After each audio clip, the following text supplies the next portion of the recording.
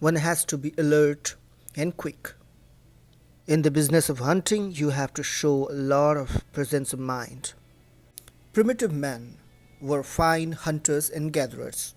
They had certain skills of a hunter. They were quick, they're very good with the presence of mind, and they showed their alertness. To become a successful hunter, they learned and they acquired certain other things as well. They had the knowledge of breeding seasons of animals. They knew about the edible plants.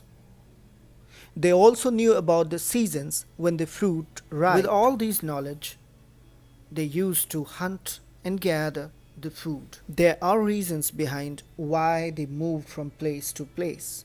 They ate up and exhausted all the available plant and animal resources of one place, and they had to move.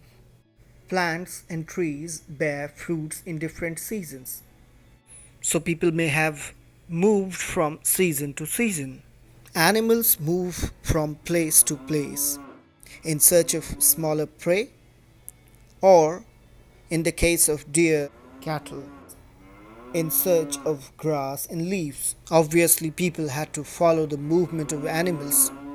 That could be the another reason behind the movement of primitive men. Or they could have gone in search of water. Rivers can be perennial, with water throughout the year.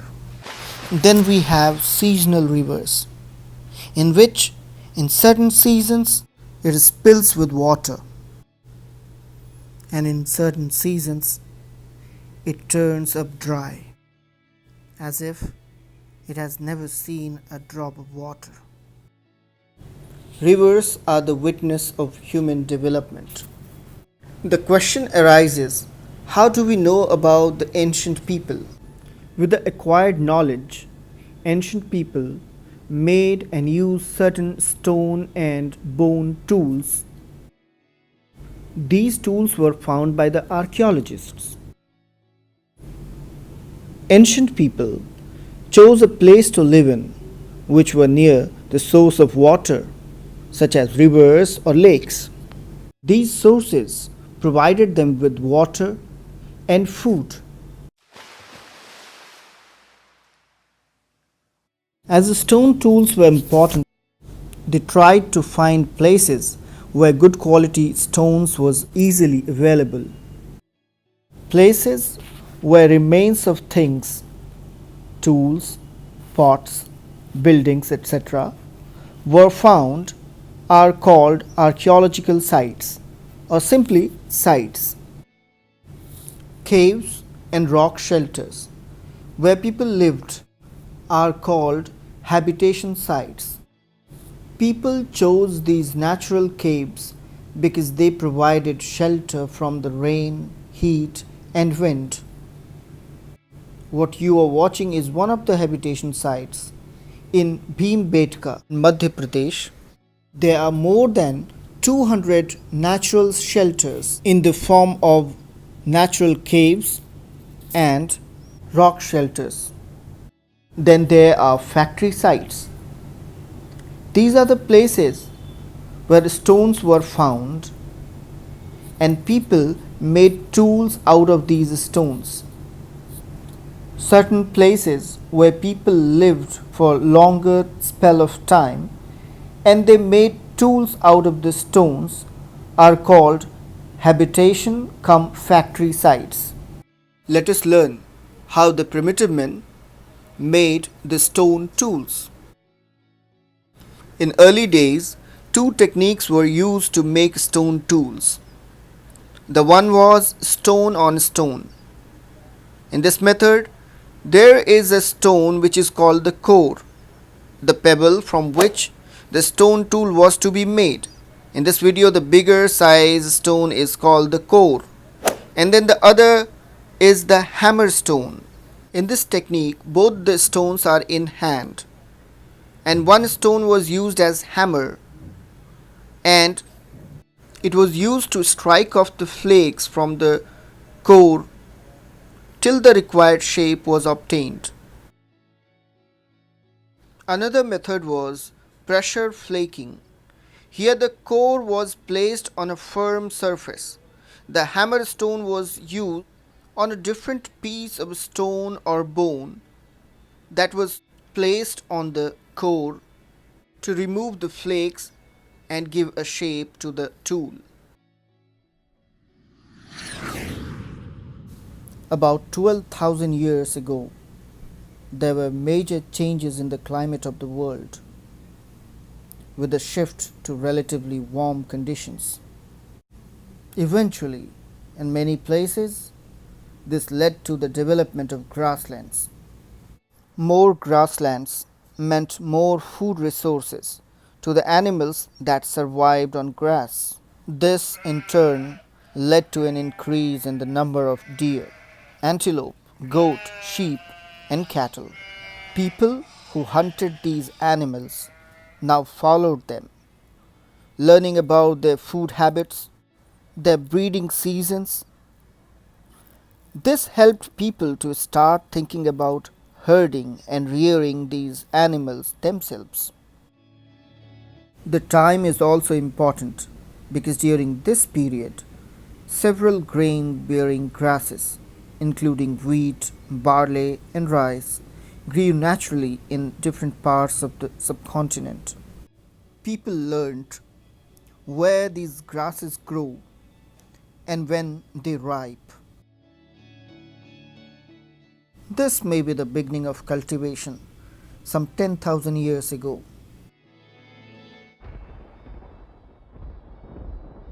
People were familiar with the use of fire. Fire would have been used for things as a source of light, to cook meat, and to scare away the wild animals. Kurnool cave of Andhra Pradesh has traces of ash, which proves the use of fire by the primitive men. Prehistory is divided into three parts. The first one is Paleolithic. It came from two Greek words. Paleo means old and lithos means a stone. That's why it is also called the Old Stone Age. It started 2 million years ago or 20 lakhs years ago and ended 12,000 years ago. Paleolithic is further divided into three parts: the lower, the middle, and the upper Paleolithic. It alone covers the 99% of human history. Environmental change started some 12,000 years ago. Till about 10,000 years ago, this period of 2,000 years is known as Mesolithic or Middle Stone Age. Stone tools found during this period are generally tiny and are called microliths. Microliths were probably stuck onto handles of bones or wood to make tools such as saws and sickles. And the next 10,000 years were called the Neolithic Age.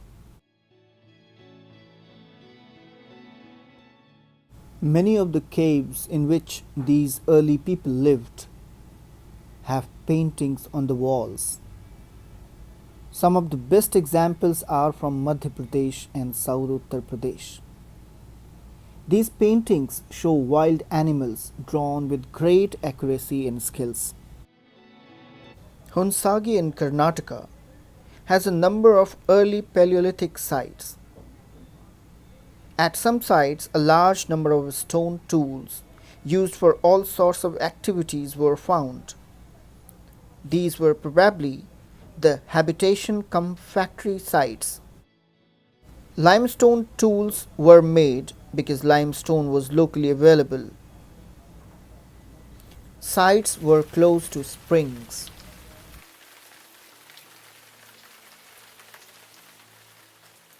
There are evidences that ostriches were found in India during the Paleolithic period. Large quantities of ostrich egg shells were found at Patan or Patne in Maharashtra. Designs were engraved on some pieces, while beads were also made out of them. This bright cave painting comes from France. Cave paintings from France was discovered by four school children more than 100 years ago. Paintings like this were made between 20,000 to 10,000 years ago. Animals were horse, aurochs, an older wild form of cattle, bison, woolly rhinoceros, reindeers, bear, painted in bright colors. Colors were made from minerals like ochre or iron ore and charcoal. Surprisingly, this could be the first evidence of applied chemistry.